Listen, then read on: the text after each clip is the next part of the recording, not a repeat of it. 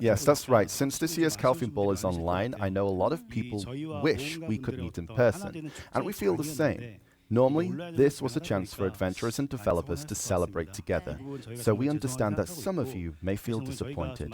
We're truly sorry about that, but don't worry, we've prepared a ton of exciting activities for you today. We hope you're looking forward to what we have in store. And yeah, we're seeing a lot of across all chats and a lot of hype from that trailer, right? Yeah. 자, 그럼 이제 본격적으로 Alright, 연애를 시작해 볼까요? time to start, I guess.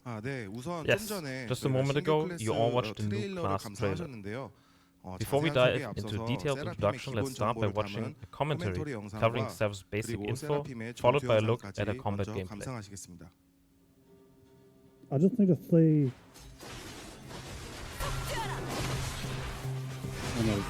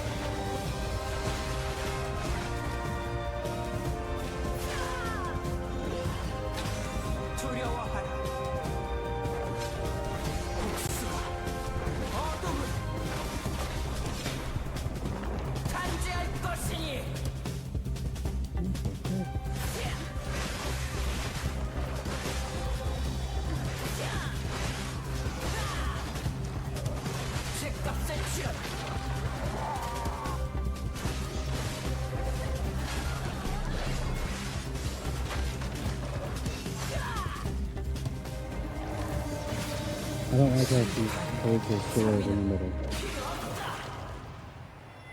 That was pretty sick. 안녕하세요. Greetings, adventurers. I'm Kyung-Duk Woo, head of Black Desert Game Design. Today, we're finally revealing our new class, codenamed Savior, now officially known as Seraph. Since her first reveal at the last ball, the excitement from adventurers have been incredible. It's been exciting and honestly a little intimidating for our team. Now that we're ready to show her in her final form, I can't help but feel genuinely moved. So, let's jump in and meet Seraph. First, the big question we've been hearing over and over. The short answer is yes. Knowing how high your expectations were, we put everything into meeting them. Seraph's main weapon is her greatsword, the Sacramentum. At the hilt, there's a device that seems to seal some sort of substance. This is her sub-weapon, the clavis. When the clavis is unsealed, Seraph can draw on the very essence of sacred power, and her body begins to transform. In that state, she wields another greatsword, her awakening weapon, the Purgatum. Seraph is designed to capture the spirit of awakening warrior, so you'll find some familiar rhythms as you fight. Her skills and combos feel familiar to warrior, but we've added some unique mechanics that make Seraph truly her own. You'll see what I mean as we go through some basic combos together. Seraph's combat revolves around combos and finishes. Each skill flows smoothly into the next, building into a powerful finishing move for massive damage.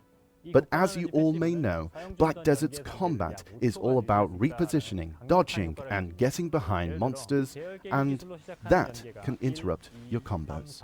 To address this, Seraph has a unique passive called Unshakable Will. With this passive, your attack sequence is saved for about 5 seconds. For example, start a combo with Line Breaker, which has 4 attack motions, and only perform attack 1, then back off. If you press R and B within 5 seconds, you'll jump straight to the attack 2. This lets Seraph weave in dodges, cancels, and main skills without losing her combat flow. So, you can land your finisher exactly when you want. To help you understand, let's see how this works in action. Compared to Awakening Warrior, who focuses on speed and flexible cancels, Seraph's transitions aren't quite as free-form. However, thanks to Unshakable Will passive, she finds her own distinct combat rhythm that sets her apart from Awakening Warrior.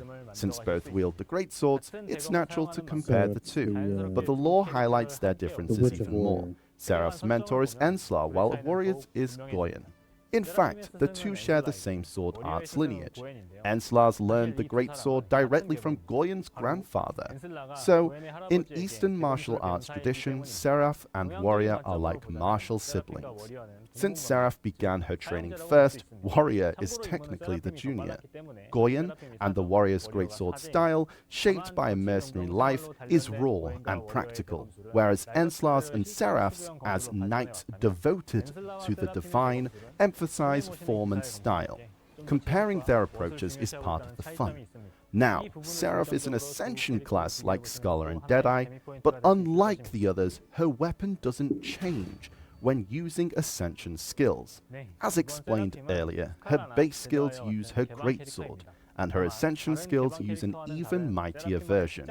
We made this choice to deliver on the community's wish for a true female greatsword class. We hope you enjoy it. You'll see Seraph transform at times, sometimes shrouded in darkness, and other times unfurling radiant angelic wings. This duality is the heart of Seraph's ascension. When she uses Black Spirit Rage, her abilities are empowered for a set duration. In that moment, you choose between light or darkness-empowered states. You can't use both at once. Just pick one in the skill window and invest your skill points. First, let's talk about the light-empowered Sacramentum. When you select Sacramentum using or absorbing Black Spirit Rage, maximize Seraph's secret power, letting you enjoy a fast, relentless combat style that can rival Awakening Warrior. The 100% Black Spirit Rage effect lasts for 60 seconds. It's not a long window, but during that time you'll feel the burst of speed and impact. Compared to the Darkness mode, light skills have a smaller attack area, so they're better suited for PvP. But you're not forced to use Darkness mode only for PvE. If you prefer the playstyles of a Holy Knight, Sacramentum works well in monster zones too. Just be ready, your hands will be busy in short bursts. On the other hand, if you choose Purgatum, Seraph taps into primordial energies. When she was first revealed, many of you noticed the black symbiote-like substance on her greatsword. When activated, it envelops Seraph, changing her hair and outfit, and making her sword even larger. Her skill attack area expands dramatically, and in exchange, her actions slow down and her mobility drops, but combat becomes easier and more comfortable, making it an ideal choice for PvE. To sum up, Seraph's Unshakable Will passive will lets you keep your combat rhythm without interruption. And through Black Spirit Rage or Absorption, you can call the light or the darkness to match your playstyle. We hope you'll enjoy Seraph's unique feel and action. Thank you. Okay. Yes. I think we're a little I I thought I was actually a little bit behind. Yeah, you're a little so I tried to catch up when I You looked caught up. with the subtitles. Yes. Yeah. Now, 자, 우선 Also, do you think we can get the 우경덕 audio back? 실장님께서 Okay, yeah. 세라핌에 대한 소개를 Right. 해주셨고요. and now, yeah, I think we're pretty excited. I'm pretty excited. 지금 looks cool, right? 채팅창을 보니까 정말 많은 분들께서 And 뜨거운 반응을 보여주고 계신데요. 자, 그럼 두 For- 분께 although 마이크를 넘겨드리겠습니다. It's a bit weird now. We usually said Savior, now it's Seraph. So Yeah. let's go into what? Thank you. Allow me to officially introduce Seraph, the 31st new class coming to Black Desert. Earlier this summer, we teased her under the codename Savior. But today, we're excited to reveal her official name, Seraph. We've all just seen her in action, and we're genuinely curious to hear what you think. We've already seen a lot of discussion in chat about Seraph's unique presentation, split between light and darkness. Let's start with the combat design. Unlike other classes, Seraph uses no unique combat resource system. You can just focus on fighting. And it's only when you use or absorb Black Spirit Rage that you make a choice. Resource systems can make a class stand out, sure, but they can also break up the flow or feel cumbersome. So for Seraph, we wanted to minimize those elements and let you focus on the combat itself. The second big focus was the action feel. When designing Seraph, our top priority was keeping that fresh feeling of a new class, while recapturing the vibe of our old classes. Veterans might know what I mean. Recently, new classes have been designed to lower the barrier of entry and reflect the preferences of long-time adventurers. So we've made them as approachable as possible. That's been great in many ways, but it also led to feedback that the thrill of all the classes, the structure and speed of their skills has been missing.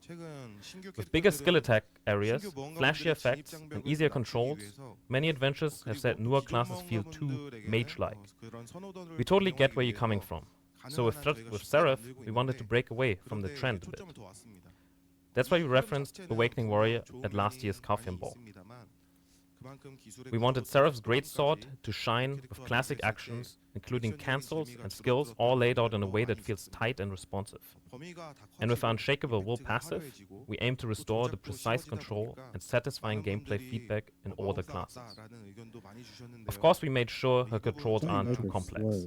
We've tuned them to hit the right balance. So in short, Seraph blends the familiarity of classic classes with the freshness of something new. A little head. I'm a little hat. Yes. I'll let the ones who catch up to himself. Me.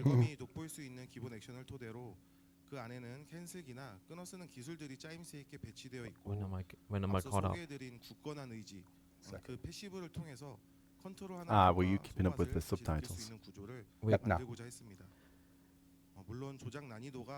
We've put a lot of effort into her, so we hope all adventurers will give her a try and discover what makes her unique and fun. I've also seen a lot of questions in chat, so let me quickly clear up a few points. Seraph is a damage reduction class, just like Warrior. She has both grapple and block skills. We'll go into more detail on her lore and backstory in our next video, so stay tuned.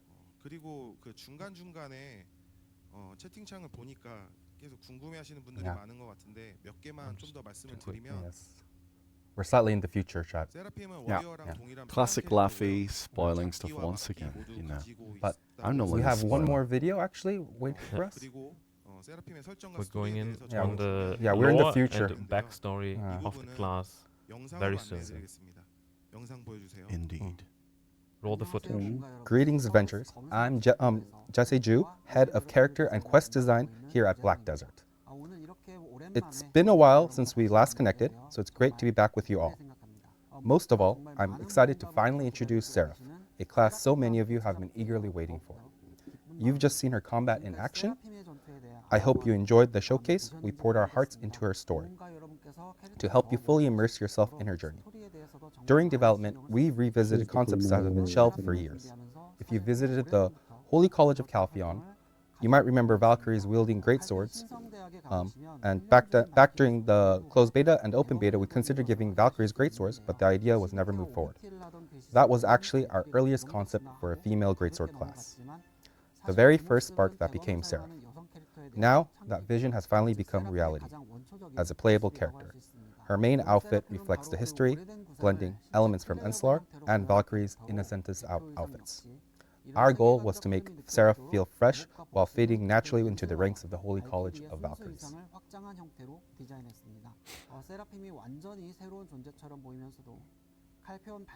You might remember Margaret from Orbita in Edonia earlier this year. With her, we tried something new as a story-driven... Oh, I'm actually ahead. As a story-driven introduction for the first class. Before she was released as a playable class, we wanted to weave her story seamlessly into the world of Black Desert so you can meet her in a more meaningful way. We wanted you to feel truly connected. We hope this approach resonated with you and that it really made an impact. There's wavelengths here. Seraph was born into the prestigious House Brandt, longtime court priests of Calheon. But one mistake changed everything. Her father vouched for a friend's debt, which eventually brought the family to ruin. Despite their best efforts to recover, her parents passed away, leaving her alone. Orphaned at a young age, she was taken in by the Church of Elyon. There, she escaped the cold and hunger, but everything came at a price. Chosen for a project to create holy knights, she had to endure harsh experiments. And what fate waited her next, you'll discover in the Savior audiobooks and in-game story quests. Her Ascension questline is fully voiced, featuring a talented cast including the returning voices of Margaret and Lara. Every line is fully voiced, and in Edania or Vita's main quest, you'll find exclusive dialogue when playing as Seraph. 그리고 에다니아 오르비타의 메인 의뢰에는 세라핀 모험가님들을 위한 전용 스크립트도 마련되어 있습니다. Chat no are spamming, okay? You gotta listen. If you want to play Seraph, you need to listen to the lore. We hope you'll jump in and enjoy the journey. Today, we've explored Black Desert's 31st class, Seraph. Thank you for joining me in welcoming her. Now, the question you've all been waiting for, her release date. Seraph is available starting today on the Global Lab, and you can try her right now. Her official release is next Wednesday, starting in Korea on December 17th, with a simultaneous global launch planned. We've worked incredibly hard to bring Seraph to life, and we hope you'll love playing her. Please spend some more time with her and share your feedback with us. Thank you. So, what did you all think? Since Wusa and Megu, we've been putting extra effort into the lore behind each new character. We know a lot of you appreciate that approach. With your feedback in mind, for Seraph, you might have noticed she'd appeared early in Edania main questline, and we've shared her backstory through various media, including her audiobooks. We've really poured our hearts into Seraph this time, so we hope you will show plenty of interest and support for her lore and the main questline. Looking at you, chat. Now, we've been keeping a close eye on your live reactions, and it's clear many of you feel a bit let down by Seraph being an Ascension character. With the new Ascension classes launching back-to-back lately, I know many of you were really looking forward to an Awakening class this time around. Honestly, no matter what I say here, it might sound like an excuse, but we just couldn't imagine Seraph wielding anything other than a greatsword. From the very beginning, our vision was clear. She's a greatsword class. Giving her a different weapon just didn't feel right. Hence, we decided to fully lean into this being her identity. And that's why we designed her as an Ascension class. Right now, the best thing I can promise you is that we'll continue to manage her with care going forward. With Ascension classes offering just one playstyle, every balance patch becomes even more critical. Some of you may feel uneasy about this, so it's even more important for us to stay on top of these classes and how they perform. We'll be watching this very carefully, and we'll keep refining and polishing her right up to launch. You have a great sword. What else do you need? Yeah. Oh wow, I really like that. Two keyword. great swords. Two great swords. Four-handed great swords. Four-handed great sword.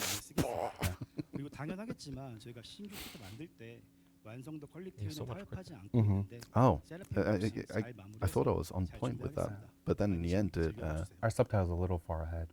yeah. And as mentioned in the video, you'll be able to try out Seraph today in the Black Desert Global Lab after the ball ends. She'll launch on the KR server next week, December 17, and on global servers, December 18. Console Adventures, you'll get the update January 8 next year. We wanted to release it even sooner, but needed a bit more prep time. Thanks for your understanding. We've worked really hard on this, and we hope you have a cozy winter enjoying Seraph. Thank you. Give it two gigantic swords. And I think that wraps up the news on Seraph. You can see how passionate they are with this development on Seraph, I think, with all like the efforts they put into like the story, like the lore, like integrating with the existing outline. I'm excited to play. And then, this, they're going to show on the screen what is actually going to be shared with us today. From here on, we'd like to walk you through the updates we've prepared. Could we get the agenda up on screen first? Thank you. What we're sharing today is a broad look at Black Desert's existing content with a focus on filling in the gaps and polishing what's already there.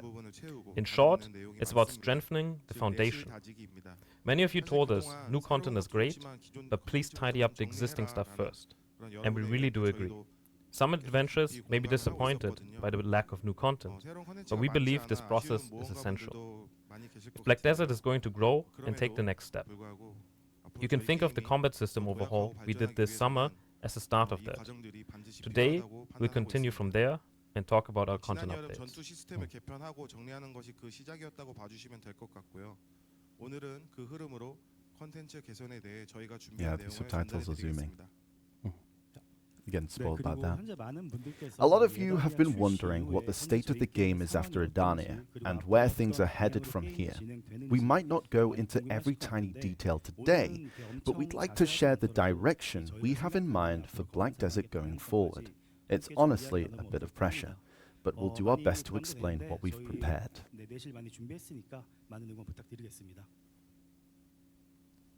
네, 그럼 첫 번째 Our Shall I first reveal what's topic happening? is PvE content. And we'll start with what many of you are probably most curious about, monster zones. When we completely overhauled our combat system this summer, we also made large-scale changes to monster zones. Some of the issues in the old system were resolved, and excitement around a new region and gear meant a lot of you responded positively. Let's take a look at some data together. Since July, your progression has climbed significantly. As you can see on screen chat. With the Sovereign sub-weapon and Adana's defense gear, average gear score has jumped up a lot. Gear scores have almost never risen this fast in Black Desert. Even if you factor in displayed AP increases from enhancement and upgrades, these numbers alone show how many adventures have been pushing their progression. As you can see, From April to November, 750 was 17%, went up to 35%. and now the monsters. Next is the distribution across monster zones. When we revamped the combat system, we aimed for a structure where you choose your monster zone based on your gear score. And you can see that usage of monster zones is fairly spread out in line with that growth. There's one notable exception though. With the Dark Hunger in high demand, Ulukita has become a hotspot. Because of that, we're seeing adventurers who should be at higher tier monster zones coming down to spend their time there instead. Looking at the data, the gear score of adventures in Ulukita is a bit higher than we originally intended. We saw that as an issue, so we increased the Bereka accessory drop rates in the Adania monster zones. But we still feel it's not quite enough.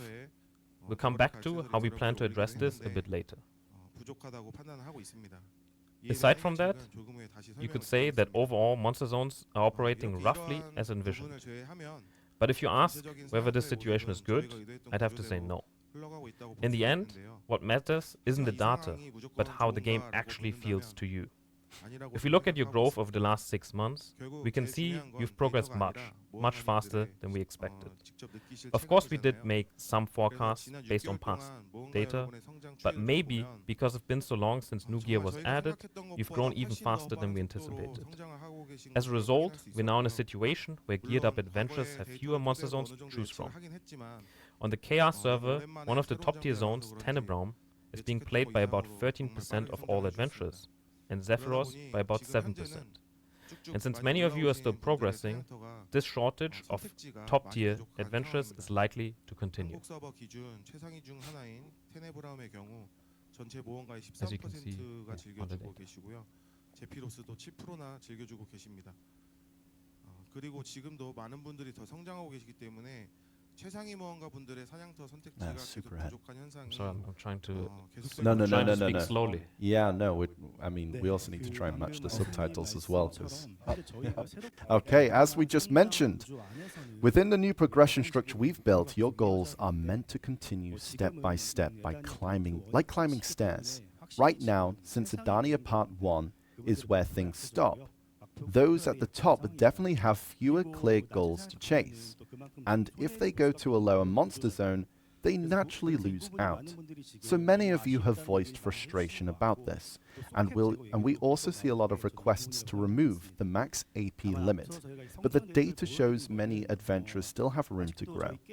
On the KR server, the current average gear score for seasoned graduates is around 740. From that point on, things start to get gradually harder. And to reach the very top, your weapons need to be around Oct, and your accessories at Novel Deck, making the difficulty spike sharply. If we balanced the game right now around top-tier adventurers only, we felt we'd risk making things far too difficult for those still progressing and for new adventurers. So, to address this, we've prepared a few approaches, which are as follows.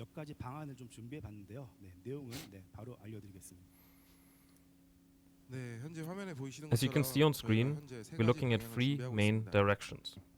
First, adding a new monster zone for top-tier adventurers. Zephyros is already near the top of the required stats for current gear, so those requirements won't go up further. Instead, we're planning to add new loot that can only be obtained there to offer something fresh.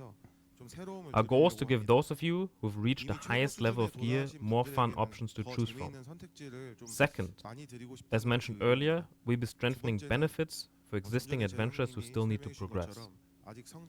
Our aim is to give as much support as we can right now, so our progression can really pick up momentum. Third, and lastly, we'll be increasing benefits for new adventurers. We'll come back to that when we introduce Orvia Academy in a little bit. For now, we'll focus on the first and second points.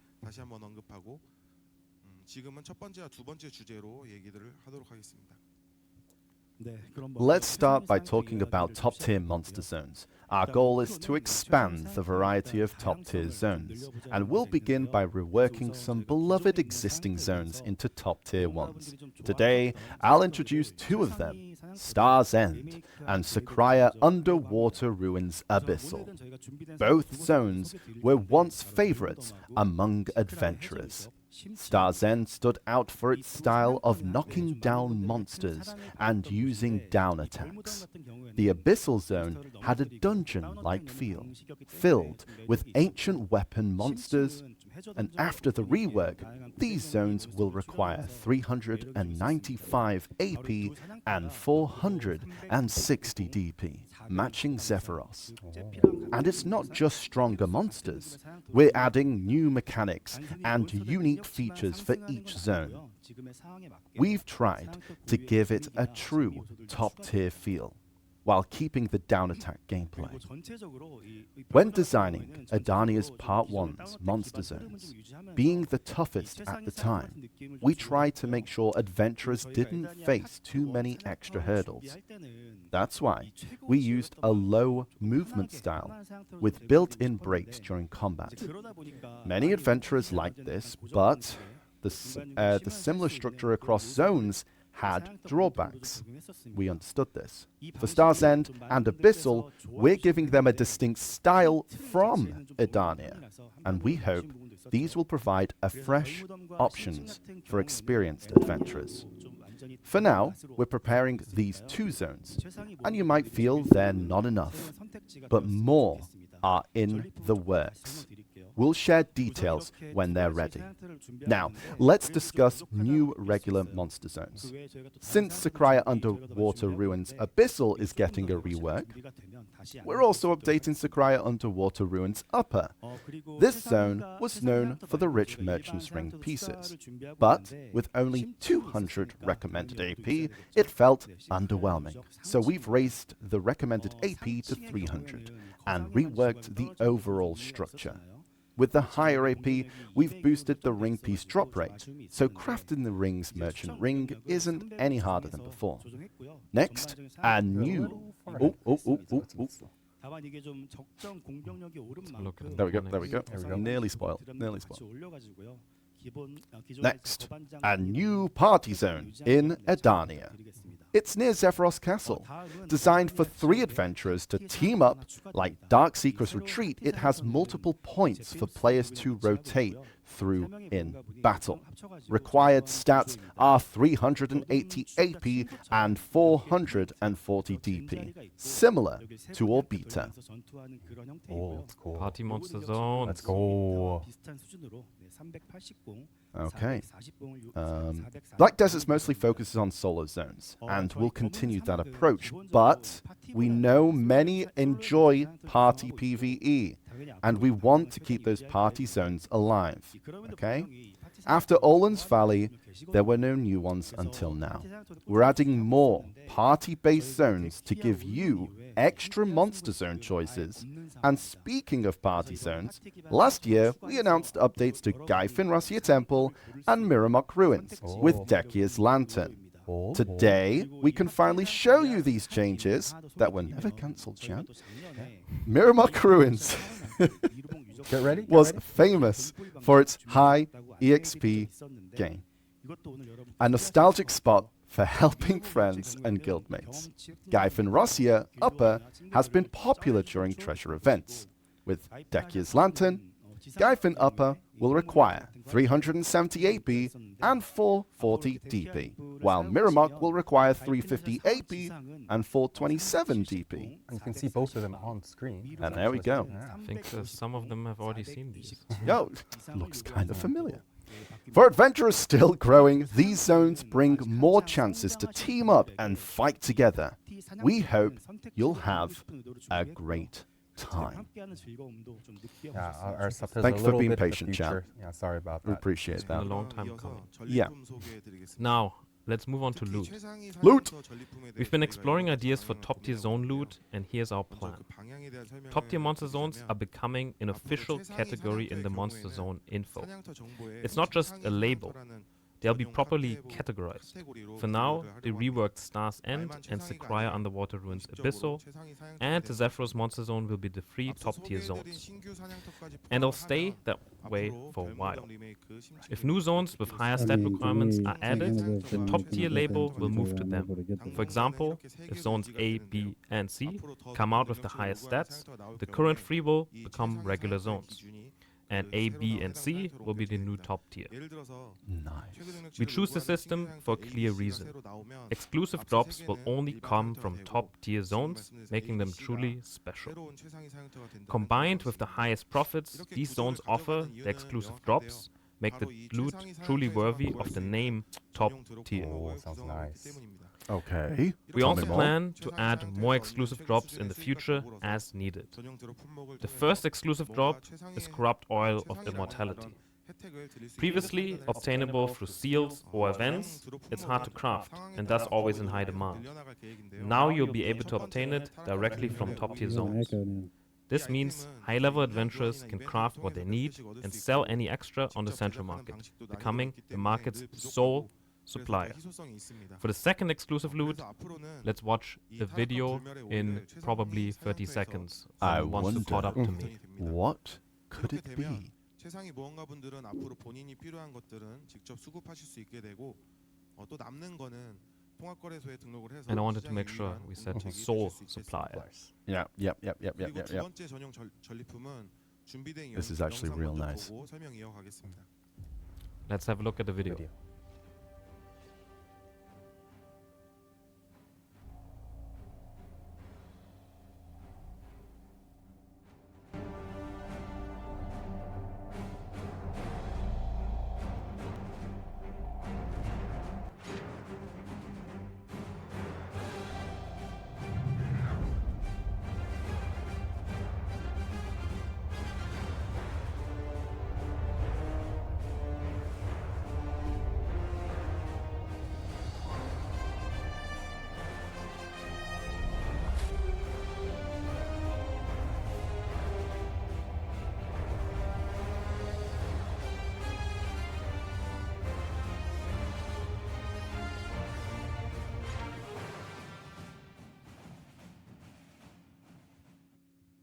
Okay, it's weapon and defense gear effect die.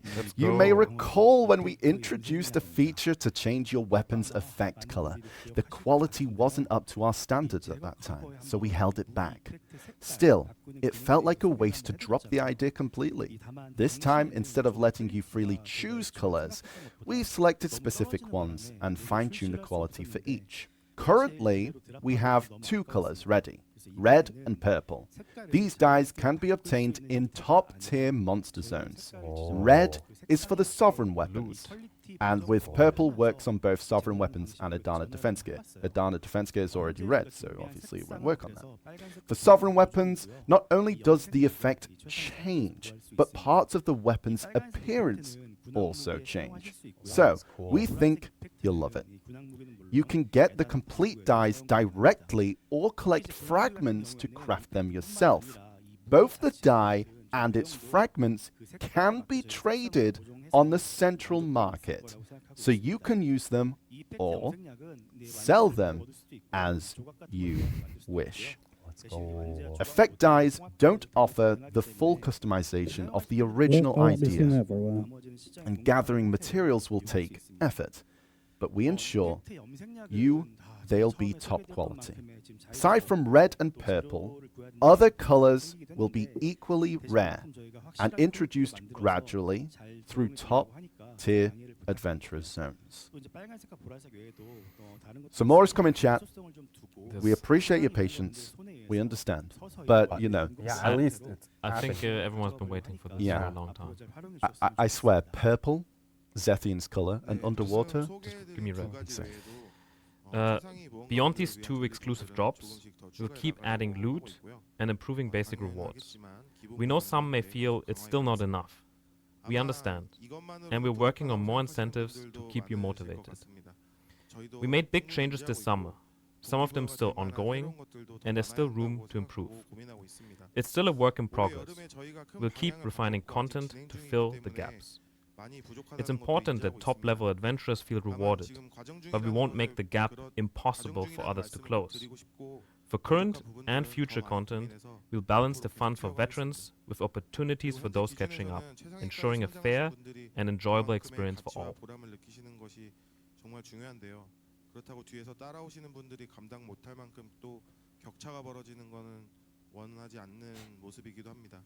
그래서 지금 장비나 컨텐츠는 물론이고 앞으로 추가될 성장 요소들도 상위권의 재미와 후발주자들의 부담 이 두 가지를 균형 있게 보면서 I think he's explaining it very long. In depth, you know, added in a few words here and there. Okay. This time, we want to talk about what we've prepared for adventurers still gearing up. Okay. Technically, these benefits are available to all adventurers, but we felt they'd mean the most to those still progressing. So we decided to frame it that way. First, we're upgrading goal-based rewards along your progression path. Previously, Blacksmith Quest rewarded you for reaching certain AP and DP targets. It's faded into the background now, but early on in your journey, it was actually a pretty strong motivator. Interesting. So we wanted to bring that sense of achievement back with what we're planning. We did consider basing these rewards on gear score, but in the current environment, AP clearly comes first. So this time, we've left DP out and created challenges that unlock based on AP milestones. Oh boy. As you can see on screen, from 340 AP up to 385, every 2 to 3 AP you gain, you will earn one Choose Your Rare Hammer box. You asked for hammers. You shall For receive the a hammers. total of 20 boxes. From these boxes you can choose between an ancient hammer or primordial hammer, whichever you need, and use them in a way that fits your current progression. And for those who don't need hammers, we've added 1000 Cronstones as an option as well. We also considered easing ancient anvil stacks instead of giving hammers. But right now, Sovereign and Karazad are still very much endgame, and many of you have already fought through those tough enhancement levels. So rather than suddenly undercutting their value, we decided to simply give you more chances instead. And yes, starting at 340 AP might feel a bit high, so we're also preparing separate support for those below that. Please think of these challenges as aimed at adventurers who are really feeling the mid to late game progression curve. All adventurers will be able to claim these rewards, and if you've already met all the AP requirements, you can grab them all at once. Of course, even with all this in place, progression can still feel tight and demanding. So please view this reward boost as just the first step, and we'll keep working to ease progression going forward. that sounds all good to me. We're going to see 20 some hammers? spoilers All the veterans are on the pissed. I thing, was but just in time with the subtitle. Next, for our second point, you'll also be able to earn cron stones directly from certain types of content. Right now, the Pit of the Undying is basically the only real source of cron stones. Looking at the numbers, about 18% of adventurers are consistently playing Pit of the Undying. Being able to play playing it casually and still stock up on crons felt meaningful to us. So, we want to slowly extend that flow across more content. First, Dark Rifts, which many of you have already run, will now also award cronstones. Their loot boxes will be fully updated to match the current environment. And on top of that, each Dark Rift boss will grant 100 cronstones. So, roughly 600 every 5 days. Next, Ataraxian boss clears will also reward cronstones. If you defeat the bosses in all 4 biomes, you'll receive 500 cronstones. Some of you might wonder, Ataraxian is harder than Pit of the Undying, so why are the cronstones fewer? The reason is that the base rewards are already quite different. So, we hope you'll understand this wasn't balanced on cronstones alone.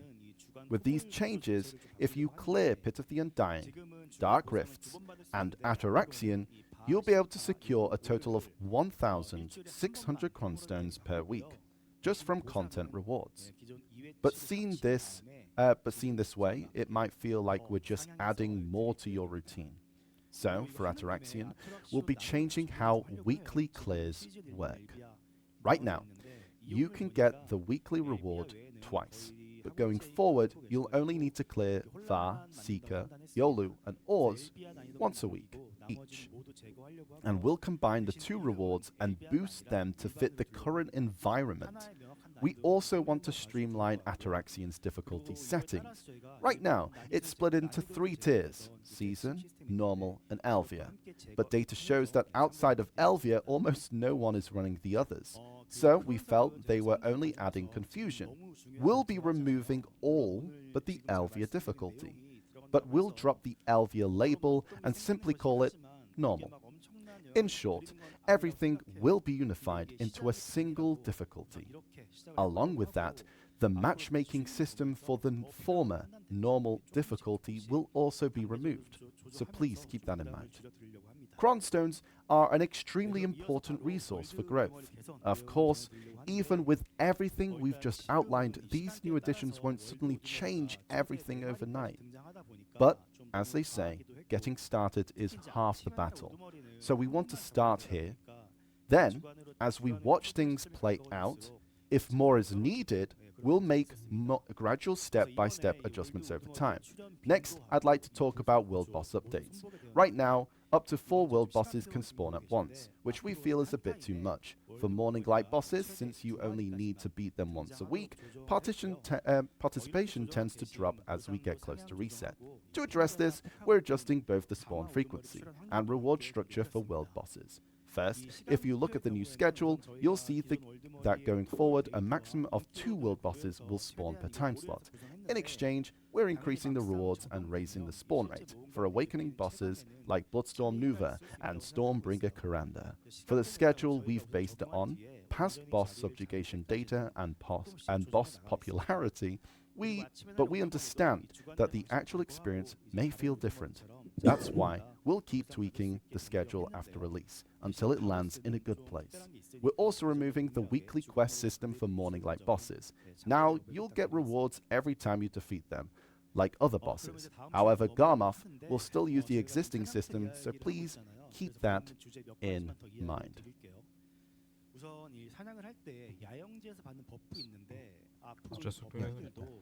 Now we'd like to move on to our next topic. We'll just be talking about monster zones. So we thought it would be good to cover a few related points. First, there are the campsite buffs you use on PvE. And going forward, we'd like to make these like Blessing of Mystic Beast into scrolls you can buy and use whenever you want. Right now, the church buffs are split into 3 types, which has made them a hassle to manage every time, so we're merging them into a single buff called Blessing of Adventure. Valor, Protection and Growth will be combined into one buff, and the price will stay the same as a single buff is now. You can use Blessing of Adventure right away or buy it as a scroll and hold it on for later. Next is a buff many of you use all the time, the item drop rate buff, Adventure's Luck. Because each is useful in different situations, we'll keep all 5 types, but from now on, you'll be able to buy and store all of them as scrolls as well. There are also some changes coming to Villa buffs. First, the now less useful skill and XP buffs will be merged into Body Enhancement. And you'll be able to buy a scroll with the Turning Gates or Body Enhancement buff. Keep in mind that purchasing and activating a Villa scroll is only possible while the Secret Book of Old Moon is active. With these changes, getting ready for PvE should become much easier. Streamlining these buffs is something so many of you have asked for, so we're happy to finally be able to share them with you. Even so, once this patch goes live, preparing for PvE will be much simpler, and with more scrolls in play. We felt the Fairy's Continuous Care auto-use limit might start to feel too low. So with this update, we'll be increasing the maximum number of Continuous Care. In the September patch, we only adjusted level 5 version, but this time we'll increase Continuous Care at every level. So we hope you'll use it well with the buffs we just covered. Next, you'll be able to convert primordial blackstones directly into fail stacks. The system will let you exchange primordial blackstones into fail stacks, and at a maximum exchange of 200 fail stacks, you'll need 170 primordial blackstones. As we mentioned earlier, with all the new gear added, many of you are really feeling short on fail stacks. So we hope this will be a useful option for you, and we're also preparing other ways to gain fail stacks, and we'll talk about those a little later. And for the very last point, there's the Loot Report feature currently available on the Global Lab, and we're planning to bring this to the live servers as well. There's nothing special you need to do to use it. From now on, when you enter a monster zone in the Marnie's realm, the Loot Report feature will activate automatically. The Loot Report, as you see here, shows how long you've been in a monster zone, and at a glance, how much loot you've earned there. On the Global Lab, you could only use it as a one-off, but on the live servers, each record will show which character you used, along with their gear score. And you can see the full results for the entire session, since every session is saved with date and time. So you'll be able to compare them as your gameplay and progression change, and check just how much you've improved. We hope you'll enjoy using it as a fun tool. Oh, let's go. I know a lot of people have been looking forward to it. Yeah. Next. Now let's really move on to the next big announcement. This is the very news many of you have been waiting for: the Alchemy Stone system rework. We ended up postponing the schedule for the rework after it was introduced after the last Heidel Ball. First, we'd like to sincerely apologize for the delay. At the time of the announcement, we thought we were reasonably prepared, but as we actually prepared for the update, we realized we couldn't ignore the impact on Vel's heart, as stones of splendid grade and above were already extremely difficult to obtain. Not having displayed AP felt awkward and not as rewarding. With this rework, alchemy stones of resplendent grade or higher can be used after combining it with Vel's heart. As you can see here, when you combine a resplendent alchemy stone of destruction with Vel's heart, the displayed AP effect from Vel's heart is retained, while the usage effect changes to the ones from the alchemy stone. It can still be upgraded after the two have been combined. The overall direction of the Alchemy Stone rework remains the same as what we announced this summer, but there's one change. When attempting Alchemy Stone growth, the difficulty is already high, especially for shining Alchemy Stones. Even if we were to add Ancient Anvil Pity and level protection, we plan to maintain the difficulty to some extent. Still, if such systems were added, as long as you have the silver, we plan to make it possible to obtain high-grade alchemy stones. we wanted to minimize it as much as possible for those who've already overcome the extreme level of difficulty and have obtained such high-grade alchemy stones. With that being said, the supply of materials needed for growth will have a limit periodically, in similar format to Dana's defense gear.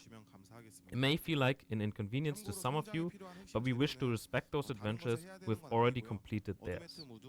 You can get a set amount of core materials required for growth from subjugating the Dark Rift bosses. Alright, let's move on to our next piece of content. The rework of Altar of Blood, which many of you surely remember had a previous ball. We promised to bring this content back, and today we're finally ready to present it to you. Let me give a quick rundown for those unfamiliar with it. It's a defense-style co-op mode, where 3 players join forces to protect the relic in the center. It combines hack-and-slash combat and with defense mechanics. Some loved the thrill, while others found it stressful, because failing meant starting over again. Its fixed difficulty and relatively modest rewards were also common points of feedback. That said, the rules are clear, and the mode allows for plenty of unique mechanics and strategic play, making it well worth a rework. Let's start with the basic rules of the updated Altar of Blood. The core system is still the same. 3 people defend the relic, and if its durability drops to 0, you fail. Clear stage, and you'll automatically move on to the next. And the recommended AP for the first stage is set to 300. Since this is a defense challenge, you won't take many hits outside of boss fights, so we decided that it doesn't require high DP. Starting from 300 AP at stage 1, the recommended AP increases by 5 with each stage. So clearing stage 10 would require roughly 350 AP. Of course, it's not all about raw attack power. The closer the 3 of you cooperate and the more accurately you carry out a strategy, the higher the stages you can take on. For this rework, we are preparing a total of 30 stages. Let me briefly explain how the reward system works. You'll receive a weekly reward plus another reward, based on the highest stage you reach that week. For example, if you clear stage 15, you'll receive the reward for stage 15. And there's one important change. Any stage you've already cleared can be replayed at any time. This means you can help friends or guild members with lower stats progress through the content without any restrictions. Currently in the game, the Deposed Crown Prince on hard difficulty is the highest difficulty co-op content. While some may find it difficult, there are certainly adventurers who enjoy this kind of trial. That's why we're designing it to be a worthy goal for them to pursue. Difficulty will be selectable, allowing you to tailor the experience to your playstyle. Earlier today, I mentioned content where you can obtain fail stacks. In the renewed Altar of Blood, fail stacks and Dark Hunger will be the main loot. We've kept stack rewards at a reasonable level so they don't feel mandatory, removing any pressure and letting you enjoy the mode at your own pace. We're committed to making sure it's both fun and well designed. So, wow, that's quite a lot of news, guys. Since we've gone from Seraph to Monster Zones PV, and we're spent an hour on that alone, actually, so far. And the long-awaited Altar of Blood is back. Yeah, Altar of Blood. So it seems that we're I going to be think taking a one quick of there, break might be one shadow. to hand out gifts to adventurers. Oh, what's our first gift? What's our first gift? We'll find out. Let's find out. There's a lot of info, so there should be a lot of rewards, right? Right? Codes? Codes? Question mark? Codes? Question mark? Pause. Pause. Codes? Uh-oh. They prepared a surprise gift. Wansu is going to be revealing it. Wansu? Get ready. What are we cooking? Cooking. Waiting. Pause. Let's see. Well, since this is basically a long tour of all of our updates, we thought a little mid-event reward would be nice. Mid-event. First up, you'll get 5,000 cronstones and an advice of Let's boss plus go. 250. And so go. it begins. Let's And go. thus it This is begins. just a mid-event reward, chat. Very Mid. mid. It's a there's more. He says this is. Chad, why are you spamming L when this is just the beginning? And we'll be sharing the coupon code at the end. We can also just With everything not else. give more. Oh, we could just take them away. Yeah. Yeah. But yes, they're promising more, everyone, because we really your support means a lot to us, everyone. They forgot about the 20 hammers that we just talked about that's true, before, that's true. and now they're like, "Ooh, they don't exist, Enliv." Yeah. Our host is mentioning how we are reading the live chat, and we are reacting to you guys. Yeah, of course. I saw someone posting solo content being left behind. Oh, Really? our next Chat, you know what topic to do. is PvP. So let's get ready to Wansu. Oh, PvP. Okay. We're getting to PvP. Go once. All right. This time, our main topic is PvP content. I can already see everyone sharing all kinds of thoughts about it in chat. Yep, I see him right now. So let's go through things one by one together. I see a lot of talk in chat about balance right now. So before we get into Node Wars, let me touch on balance for a moment. Am I skipping ahead? You're one son. It's fine. Right now, our biggest concern is DP. So let's look at that first. For example, there are cases where you don't get one combo, but you can still one combo your opponent. In Guild League, DP heavy builds can really kill the fun. In Node and Conquest Wars, those same tanky builds just run around deleting annexes. Sometimes, even with top tier AP, it's hard to break through a DP build. We know very well that these are all things you see as real problems too. So we're digging into why this is happening and looking at several ways to fix it. To explain the situation briefly, right now, depending on your displayed AP and DP, you get extra bonus stats. But once you pass certain values, those bonus gains drop off sharply. From there, your displayed AP and DP become a lot less efficient, and when that curve overlaps with the AP and DP you get from Dawn Crystals, DP heavy builds hit breakpoints where they become too strong. Yeah, I see a lot of agreement on chat about this. We're using this Chat analysis as the basis for how we approach the current issues.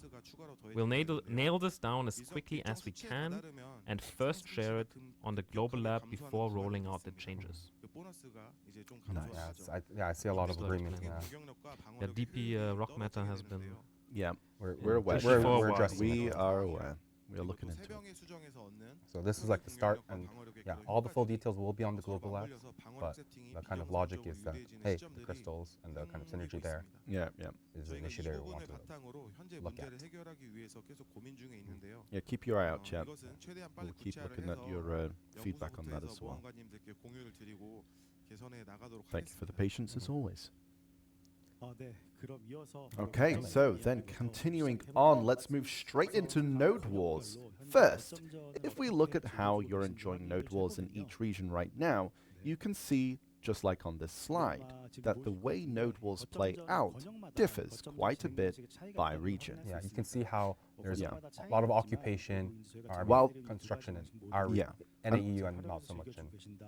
While there are some differences across regions, adventurers seem to be truly enjoying both modes we've implemented. In Korea specifically, Node War participation has been steadily declining.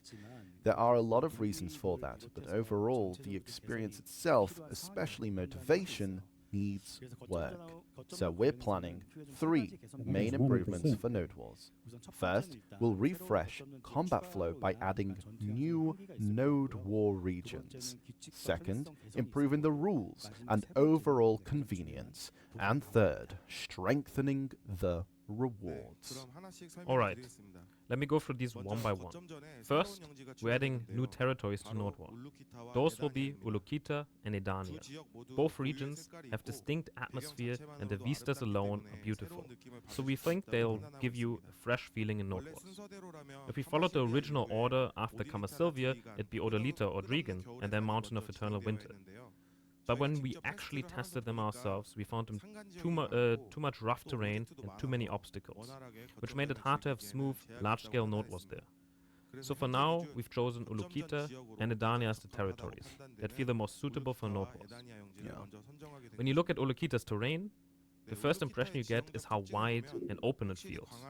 And because the land is mostly fairly flat, it's a great fit for large-scale battles. In Edania, from Etherion and Nymphomare to Orbita, Tenebraum and Zephyros, each area has its own identity, built around a central castle, so you'll be able to enjoy a different kind of battlefield. Since Edania is the top-tier region, we also wanted it to feel unlimited as a true battleground for the very top guilds. With these two regions added, Tier 1 Node Wars will now be held in Balenos and Serendia, Tier 2 in Valencia and Ulukita, and Tier 3 in Calheon and Edania. Tier 1 will stay fixed for the time being, while Tier 2 and 3 will rotate over time on a regular schedule. If you're sad to see Medaya and Kama Sylvia go for now, please know that we'll try to keep the choices of regions flexible so we can respond to the situation as we go. I think some people are happy about no Kama. I'm happy about no Medaya. And Medea as well, it seems. Okay, next are the rule changes starting with Occupation mode. For Occupation, our focus was on reducing situations where fights naturally end up being very passive. Right now, if 5 or more guilds or alliances apply for a node war, the territory is split into 2 or 3 battlefields. The idea was that this would sometimes give you clean 1v1 matchups for those really intense head-to-head fights. But Occupation mode is supposed to be about multiple guilds crashing together and making bigger, broader plays. So, we heard a lot of feedback that pure 1v1s felt like a waste. So we're changing the split condition from 5 to 6 or more guilds to 5 or 6 or more guilds, sorry. If 5 guilds join, you'll all fight in a single territory, and at 6 or more, at least 3 guilds will be matched into each node war. That should make it easier for more guilds to join the same fight. Also, whenever only one fort is left standing, that fort will now automatically become a question mark. Right now, if the last remaining fort is a timed node, people just sit there holding the fort around 10% HP until the last 1 to 2 minutes. That really kills the excitement. So going forward, if the last remaining fort is a timed with more than 10 minutes left, it will automatically be converted into a question mark. In construction mode, the condition to get your participation opportunity back is surviving 10 minutes with your fort intact, while reaching a total of at least 100 combined kills and deaths. We have removed the survive 10 minutes part to match the new rule set. So once you reach the required kills and deaths, you get participation opportunity back. Last, for construction mode, the duration of node wars will be adjusted from 1 to 2 hours. Since node wars are content you can do almost every day, we worried that longer battles would add too much fatigue. But construction mode doesn't have a fixed end time and can end quickly or drag on depending on strategy. So we felt it needed a longer time window. This is something adventurers mainly enjoy construction mode have been consistently asking for us for, and we're happy to finally bring it into this game. It's a bit late, we know, but thank you to everyone who kept sharing feedback. Just to be clear, the 2-hour duration only applies to construction mode, while occupation mode will stay at 1 hour, as it is now.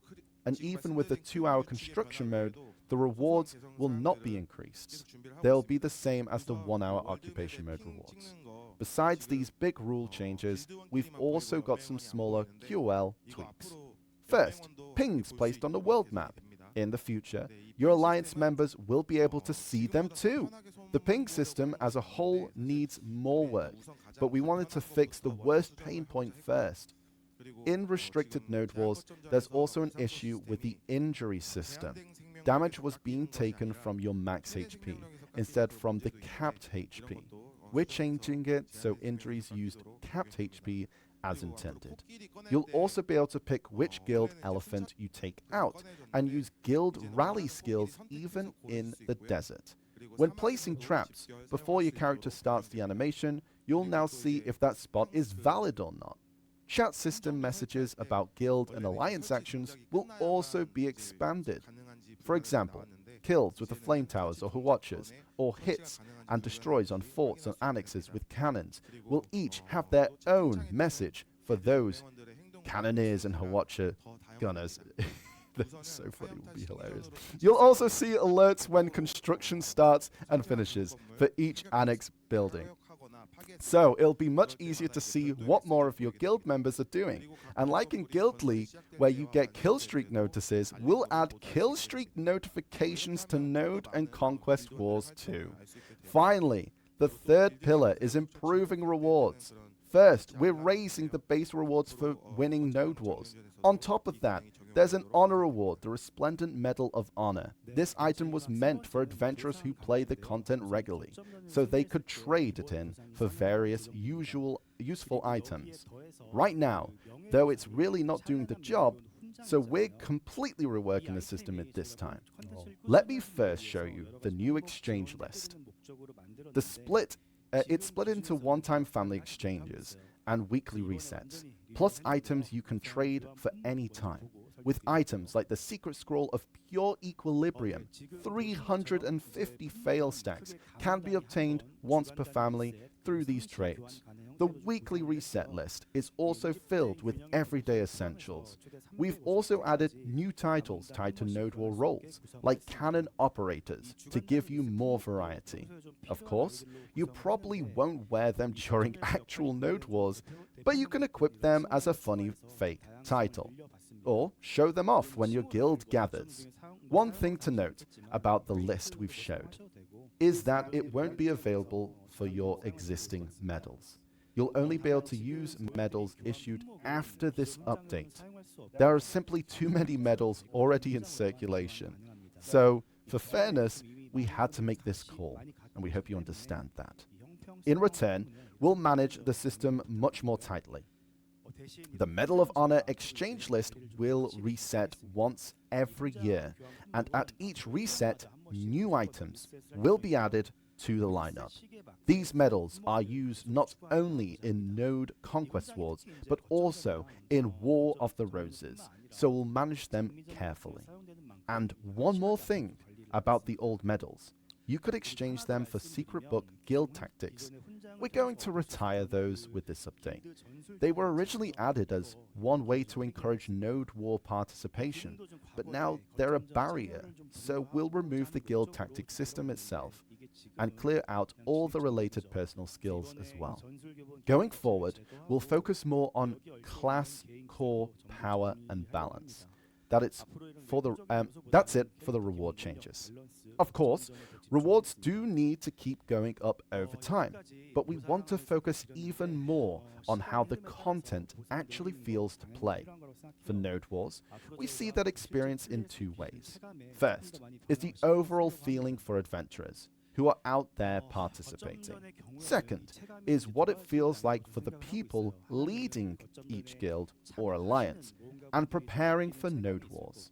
We believe guild and alliance leaders who've been planning and preparing Node Wars and sacrificing behind the scenes are people we need to support much more. So, we want every guild member to join Node Wars with clear goals and add systems that help you encourage each other.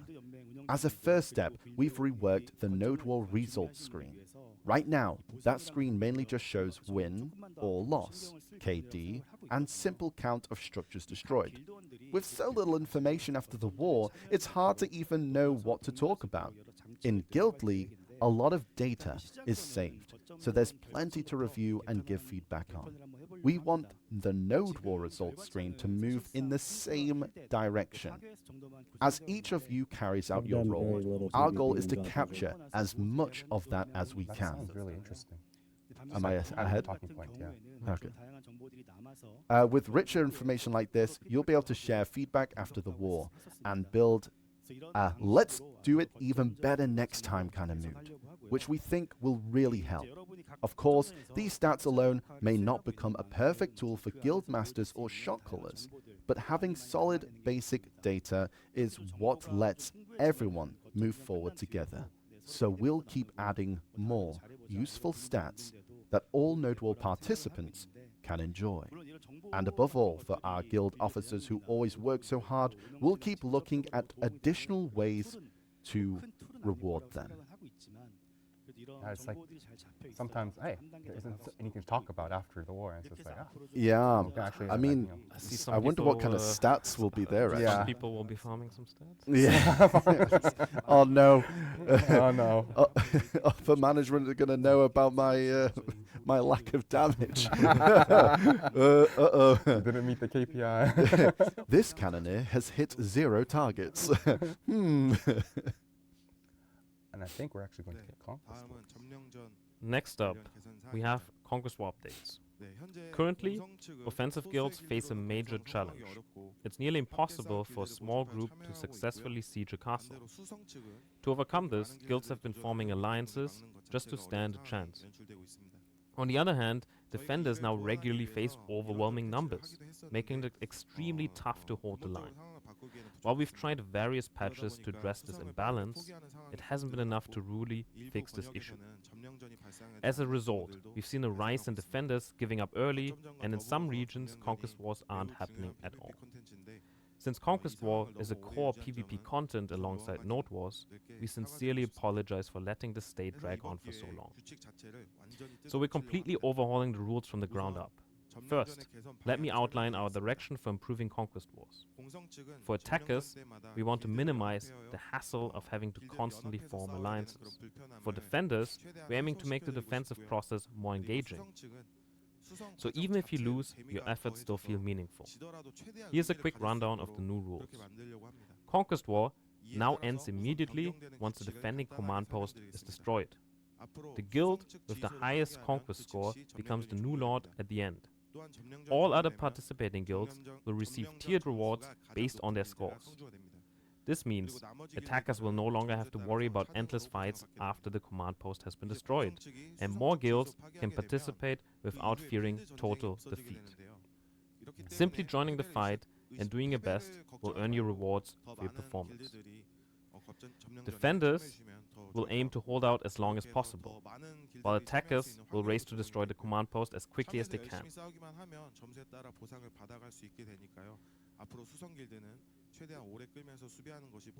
think we're still attacking.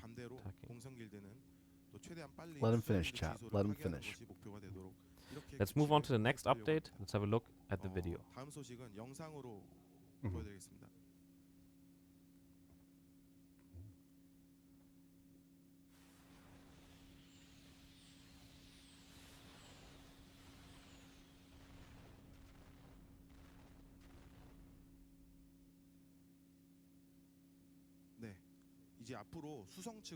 Defenders will now be able to install annex buildings anywhere within the castle, not just within a certain radius of the command post. Previously, this made defenses extremely vulnerable to cannons and other siege weapons. With the new system, you'll be able to place structures strategically wherever you want. For example, you can hide recovery centers away from cannon fire and shield them with flame towers. The watchers can now be set up on outer walls for stronger defenses. We're also planning to increase the number of siege weapons you can deploy. You'll be able to summon trolls, ogres, cannons, and even Doomcaller inside as well. Our goal is to make defending feel less helpless, so even when you're outnumbered, you'll have every tool at your disposal to fight until the very end, embodying the true spirit of defense. We're also adding a new universal reward to Conquest Wars, separate from win and loss rewards. This additional reward will be granted based on how long the war lasts. The longer the defender holds out, the more universal rewards they'll earn. Attackers, meanwhile, get more by destroying the command post quickly. For each side, doing what they're supposed to do will lead to greater rewards. If defenders succeed, they'll get all the universal rewards, plus the victory reward. If attackers succeed, defenders earn universal reward based on their defense time, while attackers split the reward based on the number of participating guilds.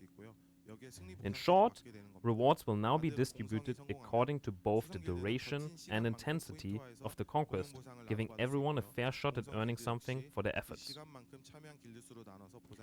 With these changes, the focus shifts even more towards siege battles. There may be some not so positive feedback regarding this shift. While Conquest Wars currently takes place in Calheon, Medaya, and Valencia, Calheon will find itself temporarily removed from Conquest. Instead, we're introducing Balenos and Serendia as new Conquest territories. I think I'm slightly ahead. Hey, there you go. Calheon's layout is currently not well suited for siege battles, so we're temporarily excluding it. Going forward, siege-focused conquest will only take place in Medaya and Valencia. Balenos and Serendia, on the other hand, will follow the original free-for-all occupation rules, not siege mechanics. Yeah. This means you can choose the type of war you enjoy, whether it's siege or field conquest.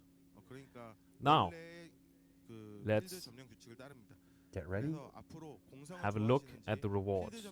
We're not quite there yet. I think we're still looking. Balenos Serendia is going to be free for all. Yeah. So Medaya usual and rules. Valencia is going to be the sieges. And then a siege is actually going to be more like a siege. It matters how quickly you win. Now let's talk about rewards. Currently, conquest buffs are applied based on territory you control. Moving forward, occupation buffs will be distributed across all regions, not just the occupied territory. Unlimited Conquest Wars will grant an item drop rate plus 50% buff for all territories, while Balenos and Serendia Conquest Wars will grant a 20% buff. The family buff benefit, previously exclusive to Node Wars, will be awarded as well. Regardless of territory, everyone will receive the highest available buff, the unlimited Node War buff. To summarize, Medaya and Valencia will be dedicated siege battlegrounds with better tools and rewards for defenders to prevent one-sided defeats. Universal rewards will be based on war duration and guild performance. Siege-focused Conquest Wars will be held in Medaya and Valencia only, while Balenos and Serendia will offer classic occupation-style Conquest Wars, for those who prefer that mode. Item drop rate buffs and family buffs from Unlimited Node Wars will be upgraded and applied more widely as part of Conquest rewards. We know there may still be areas to improve, but we're committed to building a system that's fun and rewarding for everyone. Well, next, let's move on to the Red Battlefield. The Red Battlefield is one of the oldest PvP modes maintained since the early days of Black Desert. When it first launched, there was only the Castle Ruins map, and the rules were simple: defeat opponents to steal their points. Even so, it was incredibly fun back then. It felt like a pure PvP playground. We believe that the Red Battlefield should keep that spirit.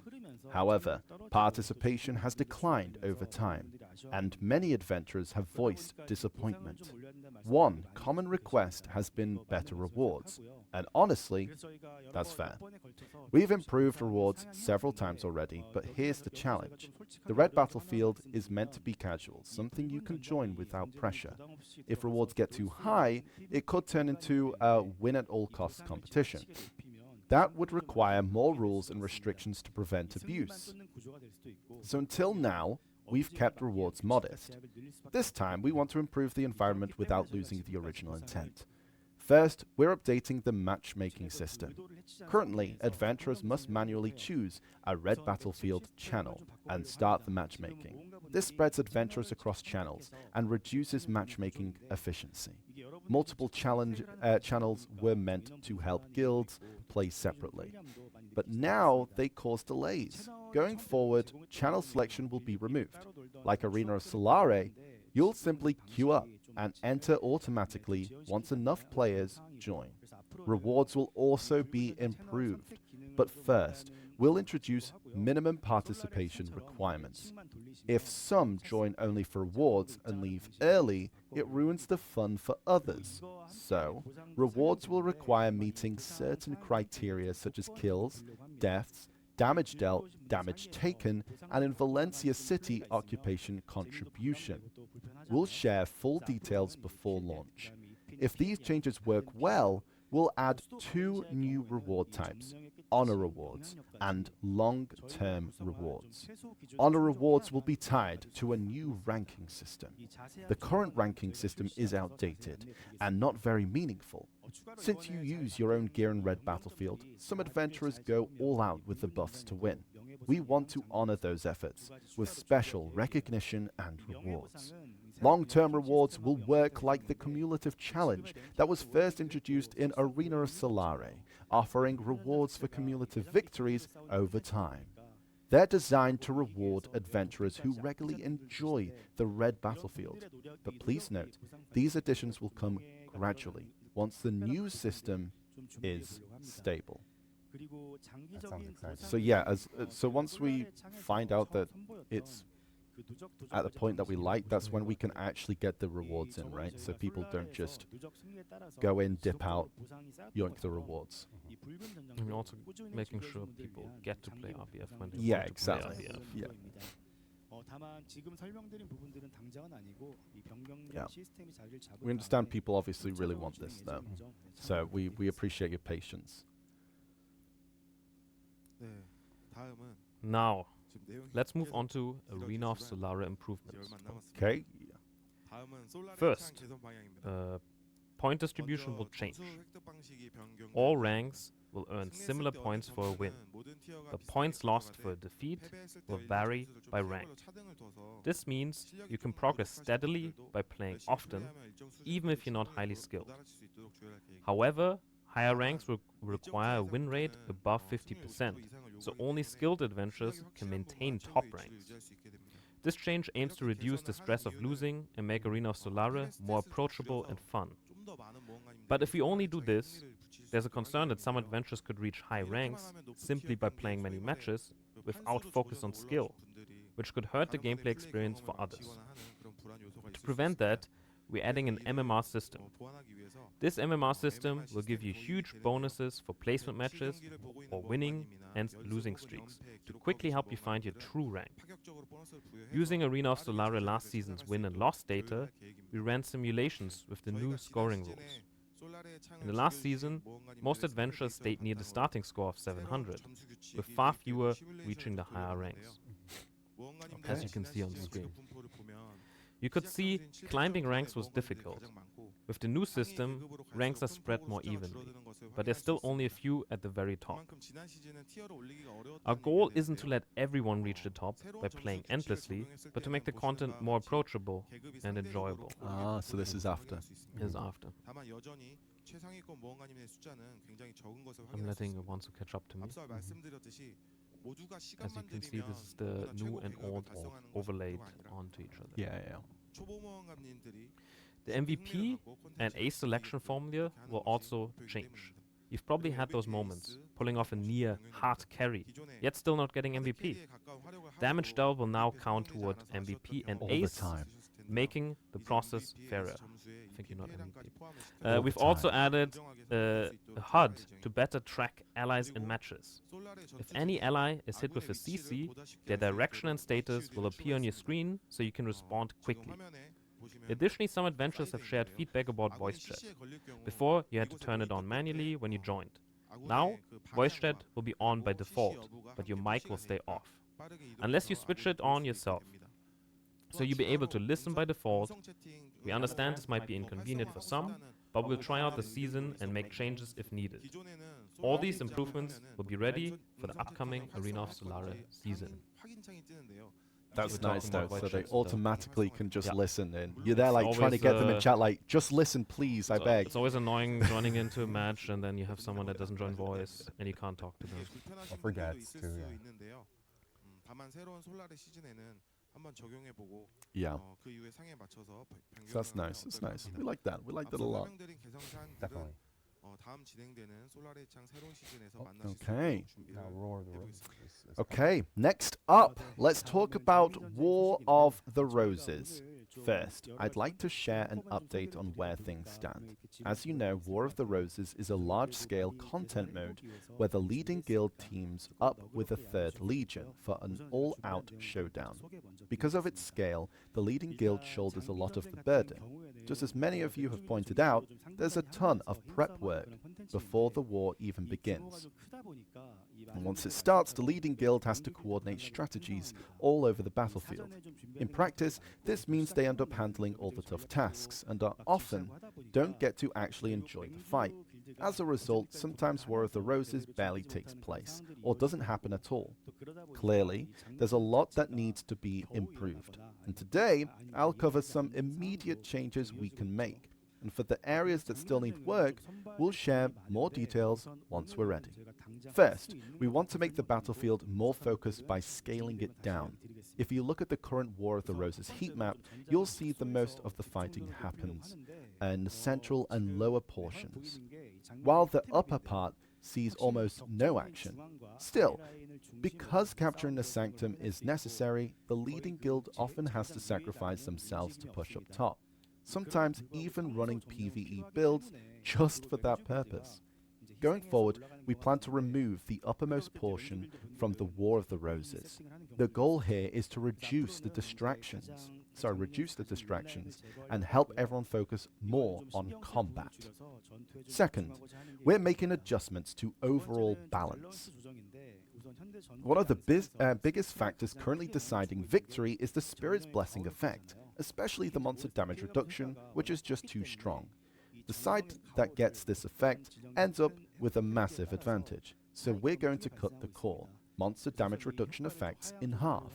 This way, it's still valuable, but not overwhelmingly so. We did consider removing the effect entirely, but when both sides are deadlocked and the fight drags on, we feel there still needs to be something to break the stalemate. Instead, the Spirit's Altar will now appear 45 minutes after War of the Roses starts, instead of 15 minutes in. This should make its role much clearer. As adventurers' stats have increased, we're seeing more situations where adventurers rush the castle and attack the commander right away. That's not how we intended things to play out. So we're adding a new protective effect to the commander. This protection will only be removed when your faction captures the first Sanctum S1 or N1. Think of this as a basic rule to keep the core victory conditions intact. Third, we want to reduce the burden of the leading guild, the main issue filling the 100-member roster by themselves, which is a huge ask. So, if you don't have enough members, you'll be able to fill those spots with the 3rd Legion. Before the War of the Roses begins, the leading guild can now set how many members they'll bring, and any remaining slots will be filled by the 3rd Legion. For example, if your guild brings 70 members, the 3rd Legion will provide the other 30, making their ranks 230 strong. We also know there's a lot of prep work before the war. To help with that, Team Chat will now activate at 3 p.m. as soon as the participation is confirmed instead of 6 p.m. This gives you more time for briefings and role assignments, earlier via Team Chat. Additionally, leading guilds often don't have enough info on the 3rd Legion members. To address this, you'll now be able to see each adventurer's affiliated guild in the 3rd Legion list. Finally, let's talk rewards. Currently, the main rewards for War of the Roses are Silver and Traces of Thunderbolt, a key material for Voltarion. We're significantly boosting the rewards for the leading guild's victory, and the 3rd Legion members will earn more Traces of Thunderbolts as well. We're also adjusting the value of Resplendent Medal of Honor to match these changes. Overall, we want everyone who participates to feel like it was a rewarding experience. Of course, there's still a lot more work to be done on War of the Roses, and frankly, we haven't given it the attention it deserves. But today's changes are just the beginning. We'll continue to fine-tune the content and share more improvements as we go. That wraps up our PvP updates for today. Wow, that's a lot of topics. We've covered everything. That's a lot. Yeah. We've gone from Node Wars, Conquest Wars. Yeah. all sorts of RBF. To the reduce. Yeah, regarding the actual contents, yeah, for sure, yeah. But I think since we've gone PvE, then we get reward. PvP, then Oh, are you saying, Nox, that there could be a possibility for additional codes right now? I don't think chat wants more rewards. Oh, they don't Because want earlier they rewards. were Actually, spamming true. L. They were spamming L. They don't want any more. Yeah. Sorry, chat. You're not going to be No able to more get rewards. these then. That's it. No more rewards. That's it. This is gone. so this time it's Jesok's turn apparently. Since last time it was Wansu. All right. 네, 이번에는 제가 준비했는데 아까 완수님이 일단 크론석 5,000개 Okay. And a 300 stack as well? Yes. Okay. 5,000 Cron Stones and Advice of Valks plus 300 are coming your way. So we're Nice. already at 10,000 Cron stones together, a 250 stack and a 300 stack. That's And we're not done. Yeah. We're not done yet. Yeah, we're not Spoilers. The stream is not done. Yeah. Stream is not done. We're not done. We're not done. It's only Yeah, but just like- begun.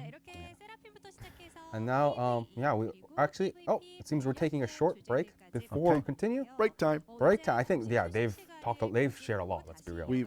Yeah, a lot of yapping has been done so far. So yeah, we are going to take this time. Grab some water. Yeah. Chat, posture check, hydration check. Yeah, Sethin, you're going to have to be the one that answers that question. Just saying.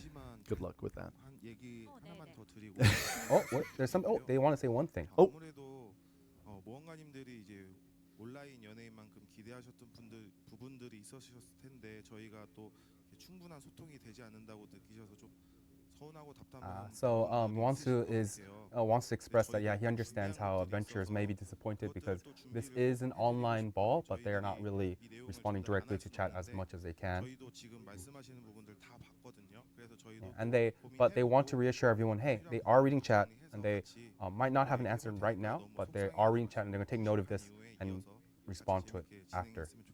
네, 또 저희가 그만큼 최선을 다하고 있으니까요. 여러분 계속 응원 So yeah, 부탁드리겠습니다. they are reading chat. 자, 그럼 Everyone, Yeah. yes. Like they have stuff, they prepared we're stuff, also of reading course, but yeah, they can't just respond right away. Yeah, so we're going to have a break now. They're going to go over what you guys have all been spamming and saying. But yeah, So guys, that was see you part in, 1. 9 minutes and 50 seconds. We will see you in 9 minutes and 50 seconds. Bye for now. Bye.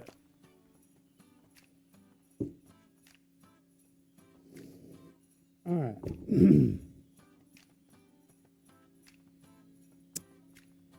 I don't know if I'm making it through the whole thing. I'm tired. I'm a little sleepy.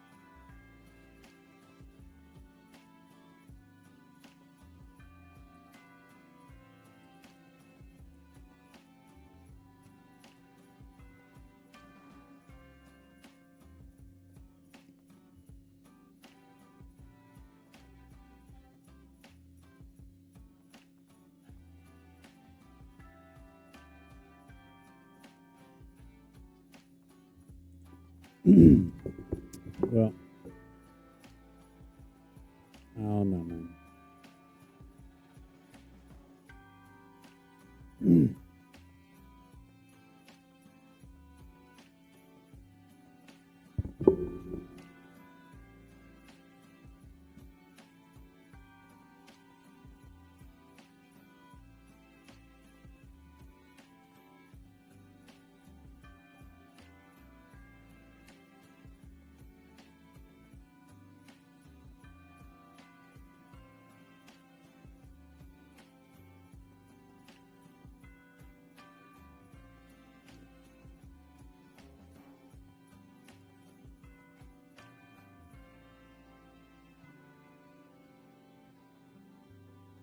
I'm just here for a good time, not a long time.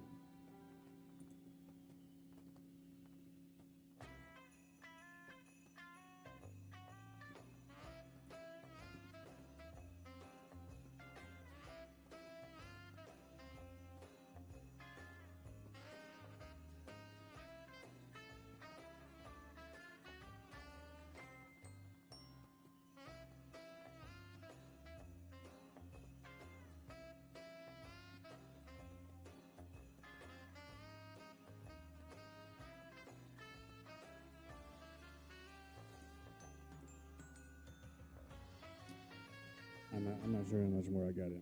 I got, what is it? 10,000 cronstones and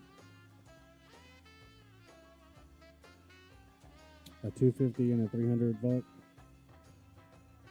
Man, I made a side, I guess. It's pretty short. Yes,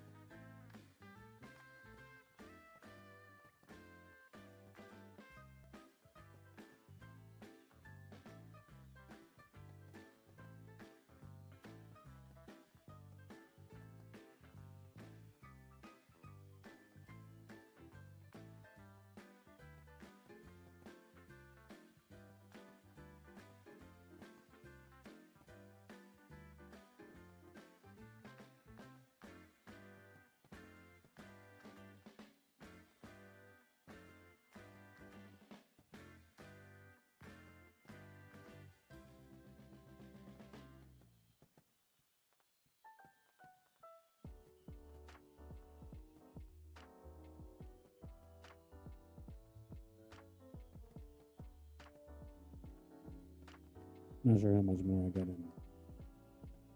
I'm gonna try to keep it up.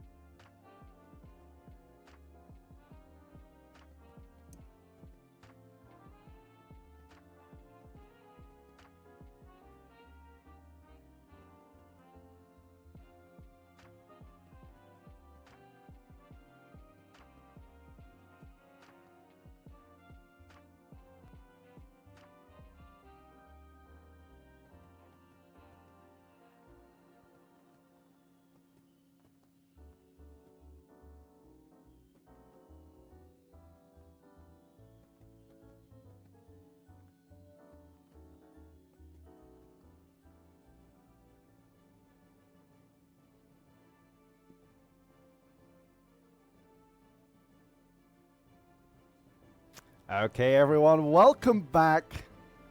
Part 2, Calheon Yep. Ball 2025. We've hoped you've enjoyed so far, and I'm looking forward to the next part. 네, 여러분 잘 쉬고 오셨나요? Yeah, 저희가 we hope you all 일부에서는 세라핌을 got your 시작으로 drinks. PV Yep. Got some fresh popcorn, maybe? 다양한 소식을 Hot 전해드렸는데요. chocolate, 지금 Hot cocoa, chocolate, nice coca. beverage, 이부를 coffee, 한번 시작해 all the good 보겠습니다. stuff. Chips. Yeah. 이부 순서에서는 Nice, 생활 nice, nice. 편의성을 Yeah. 비롯해서 또 It Well- seems, yeah, 여러분께 we're setting off new 있는데요. topics. 먼저 Yeah. 신규 And then 모험가 Wansu is going to be 관련 introducing them to us. 만나보겠습니다. Okay. 자, let's get ready. 완수님 다음 소식 부탁드릴게요. W Wansu, let's go. Sure. This one's all about changes for newcomers. As you can imagine, if you want the game to keep thriving, helping new adventures settle in is absolutely vital. After reviewing the current situation, we've seen that most players adapt well to the main quest and the seasonal service when they start. The real hurdle comes after graduation. Many have told us that this stage feels daunting, so we realized we need content that can serve as a guiding light even after season graduation.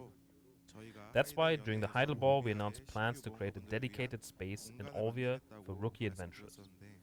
Now with the preparations nearly complete, we are ready to officially introduce it to you. We call it the Olvia Academy. 안녕하세요, 모험가 여러분. Greetings, adventurers. I'm Jesse Ju, head of character and quest design What's up, Lisa? here at How Black are Desert. you? I'm excited to finally announce that Olvia is ready to reclaim its place as a starter town, here where the ambitions of House Bartali intertwine with Caltheon's political scene. We've established the Olvia Academy as a dream school for rookie adventurers. On behalf of Headmaster Justin Bartelli, we'd like to extend our deepest thanks to all the patrons who supported the founding of this academy. So what is the Olvia Academy? While seasoned servers have helped new adventurers quickly gain combat experience, Olvia Academy is designed to guide you after you graduate from the season. It's a place for true progression, not just in combat, but also in one of Black Desert's core pillars, life skills. We've invited experts So from far. various fields as professors, so you can experience a wider world It's 2:50 and settle into a.m. Black here. Desert with confidence. That's the vision behind Olvia Academy. Getting in is simple. If you've 250. graduated from season, you'll think receive so an far it's about invitation bedtime. from Justin Bartali and become eligible to enroll. Olvia Academy operates in classes. For the Korean server, class will first be in session with the January 7th update, making you a proud member of the inaugural class. Once you join, the first thing you'll tackle is the advanced combat course. Here, you'll learn essential combat techniques like back attack and down attack, and gain hands-on experience with the mechanics of major monster zones that you'll encounter after graduation. To help you hone these skills, we prepared training monster zones and weekly quests. There are also boss subjugation weekly quests you can take on with your fellow students. Completing the advanced combat course will earn you valuable progression rewards, including a pen, Black Star weapon box, and exclusive Black Star hammers. Nice. These rewards are available to both new and returning adventurers, so make sure to take full advantage. Okay, okay. After that, you'll meet renowned professors in each field for life skill classes. You'll get to try your hand at gathering, processing, cooking, alchemy, and more. The Academy is equipped with shared cooking utensils and alchemy tools, so you can jump right in with no setup required. Finishing these life skill classes will reward you a variety of rewards, including Manos gear for each life skill discipline. And once the season ends, adventurers who complete all the courses will graduate from the Olivia Academy. Even after graduation, you're welcome to return to the Academy to pick up random weekly quests and rewards from the bulletin board whenever you like. Olivia Academy officially opens its doors on January 7th for the Korea server. As each new class begins, we'll continue to refine the Academy, making it easier for rookie adventurers to settle into the world of Black Desert. We hope our veteran adventurers will welcome newcomers and lend a helping hand. With everyone's support, we believe Black Desert will become more enjoyable. We look forward to your feedback and continued support for Olivia Academy. Nice. Nice. Nice Thank save you. at the end. Yeah, I just realized what I was doing. Just realized what I was doing. Olvia. Okay. Alright. That wraps up the introduction to Olvia Academy. Some of you have played for years, but never cooked a proper dish, and many have never made an elixir either. We just wanted to give everyone the materials and have them try it at least once. Plus, we wanted to share useful tips about life skills like fishing and farming. After graduating from the season, people often say you should make potions, get pen gear and accessories, then work on slumbering origin gear, collect hearts, and so on. There were so many guides you had to search for yourself. So with Olvia Academy, we wanted to I didn't think offer this would a clear last this starting long, guide but it to show has. you exactly what to do next.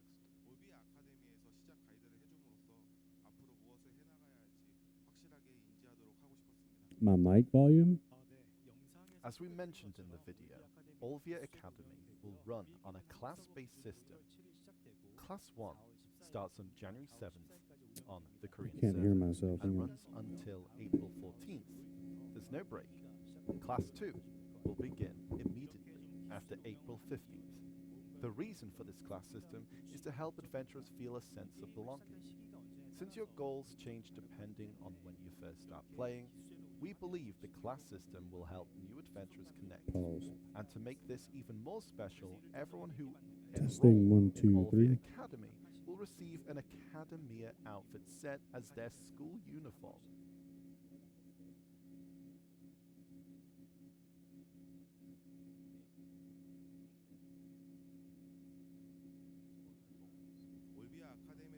Now, let's go over the benefits you'll get after graduating from Olvia Academy. We wanted the rewards to be truly helpful for adventurers and newbies. Key rewards include 6,000 crown stones to start and up to 250 fail stacks. You'll also receive Is that Dark better? Star Blackstone, Testing, 1, 2. guaranteed Pen Blackstar weapon enhancement. On top of that, the Choose Your Pen Yeah, I think that Blackstar sounds good. weapon box will be granted for an extra Pen Blackstar weapon. Plus, 5 obsidian hammers exclusive to Blackstar weapons. This means new adventurers can get a total of 4 Pen Blackstar weapons and start with at least 1 sovereign weapon to help you settle in. Next, Right now I'm playing are Black the Desert pretty life skill heavily. rewards. There's a curriculum for gathering, cooking, alchemy, training, hunting, sailoring/bartering, fishing, processing, and farming. You will get 1,000 crown stones for each category, for a total of 9,000 crown stones, as you'll see on screen in a second. As said, you get 1,000 crown stones for each of the life skill classes to a total of 9,000. You'll also receive essential life skill gear. Guranoa blue-grade tools and gloves, plus 2 Florimus accessories. And that's the overview of Olvia Academy. But adding support content isn't enough when it comes to helping new adventurers. We also need to improve areas that have been called too hard to progress or hurdle for newcomers. First, the Magnus, which has been a hot topic. From now on, you don't need to complete the whole Magnus quest line. Just finish the starting quest, and you'll immediately unlock the Balinos well and access to remote storage. After that, meet the major Oh, I'm city here to storage ask something seekers in to each accept region proposals. to unlock wells and remote storage there. Exclusive I skills already have an and artist boss that does defense all gear my from work. Magnus will also be obtainable once you meet these conditions.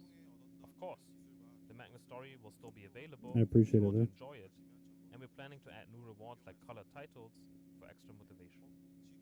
Going forward, Magnus will be optional and not mandatory. Nice.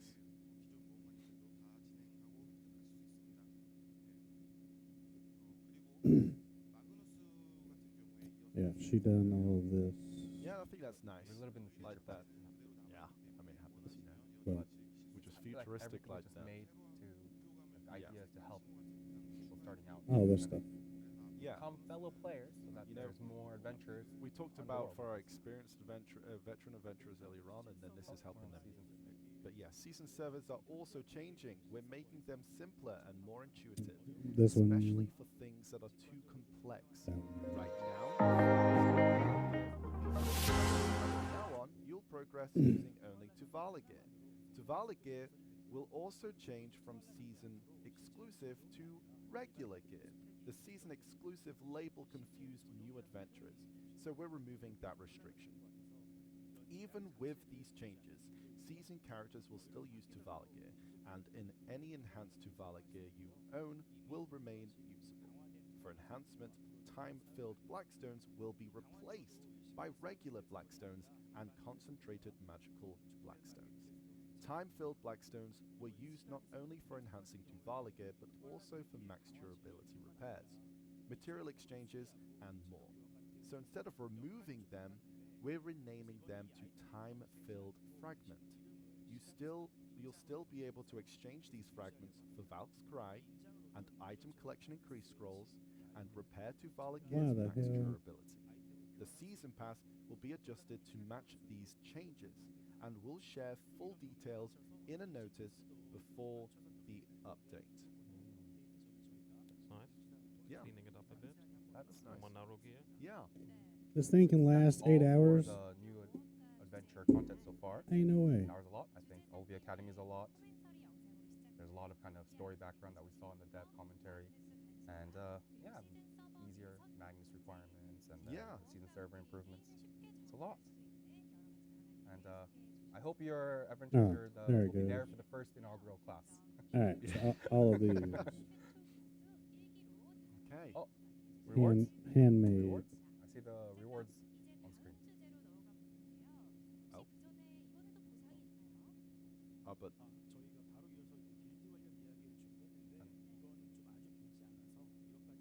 Yeah, so apparently they I don't want to know why talk I about couldn't guild see that stuff a second. before going Yeah, to yeah, the yeah. rewards, yes. okay. Okay. Now, we're moving on to guild updates. Guilds are really important to our game. So at the Calheon Ball 2023, we shared our future guild plans. Yeah, I don't know if I can stay But up aside from the guild mana, there's still many aspects that have not been implemented. I'd like to begin by sincerely apologizing to all of our adventurers who've been waiting patiently. Today we can't cover every promise from back then, but we do want to show you what we can share right now. First, the structure of guild missions is changing. Right now, they reset to 10 missions per day fixed. Many of you have said we don't have enough guild missions. Well, I appreciate you Looking stopping by and into letting me know my mic was weekdays messed were up. mostly fine, I appreciate but you. weekends and holidays felt especially lacking. If we just raised the number, it could pressure some guilds, so instead we're moving from resets to a recharge system and letting missions stack up to a certain limit. You'll still get 10 missions added each day. For example, if you don't finish Monday's 10, you'll have 20 on Tuesday. They can stack up to a maximum of 30 missions. Since every guild's situation is different, we wanted so you can take it easy on slow days and catch up on busy days. As this change is meant to make things more flexible, we'll first try it out in this direction, and if it's not enough, we'll keep looking at other options. It's basically like it's still the same number technically, but it's just like stacked up so that you Yeah. can save for like bigger days. I think that's more really people are nice. free. I think people can use it, make use Oh, of it a guild bit better. bosses. Okay, next are changes to guild bosses.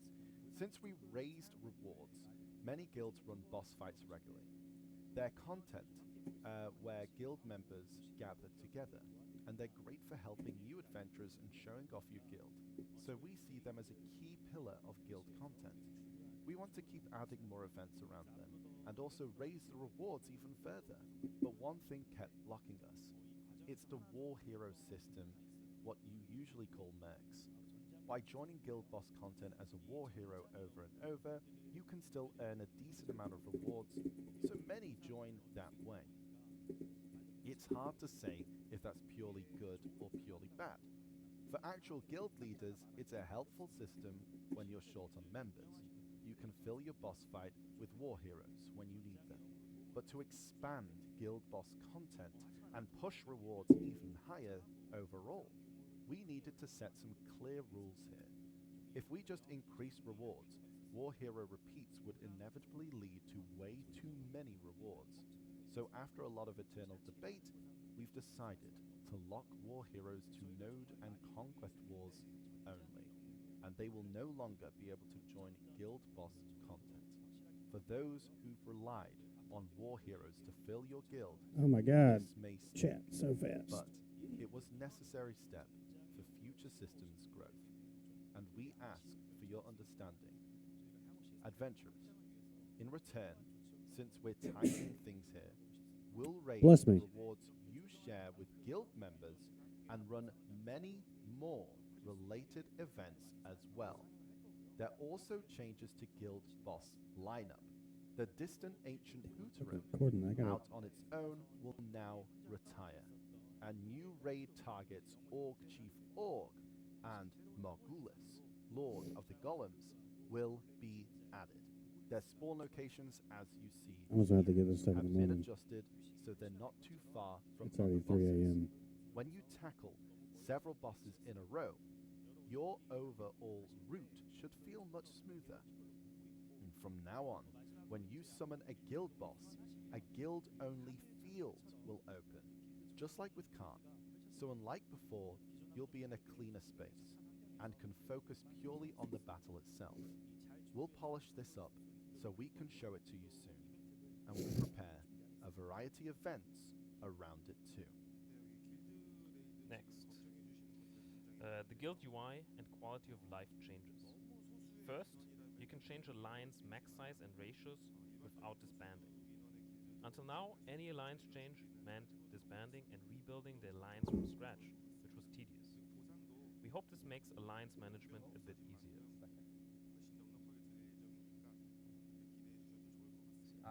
So he meant that he wanted to actually talk about the guild rewards. They'll be largely increased.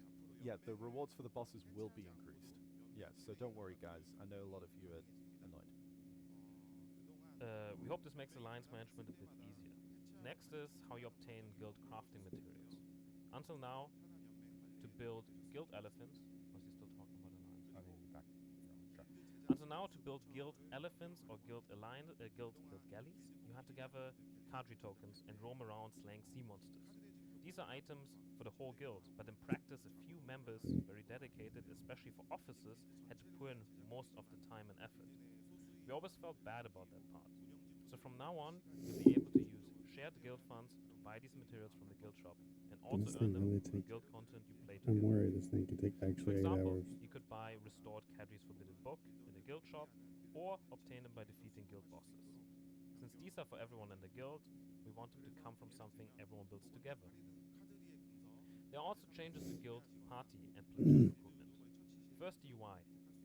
The UI will merge with the normal Find Party Platoon, adding a Guild Party Platoon tab next to the regular one. Little head. We're adding an extra tab to the Find Party Platoon UI. So, that should mean forming alliance platoons has been quite a hassle up to now. But with an alliance filter added, you'll be able to recruit at the alliance level as well. We hope this helps when forming main and defense squads in Node Wars and when enjoying other content together with alliance members. That's nice. We're also improving how you view guild buffs. guild benefits, including Nordwar victory buffs and buffs gained from guild skills, but right now there was no easy way to see them all at once. Going forward, as you can see here, the old Nordwar benefits icon will be renamed Guild Benefits, as you can see on screen in a second. I gotta call it. Hovering over this icon will show both Nordwar and guild skill buffs at a glance. In the UI, you'll also see the guild.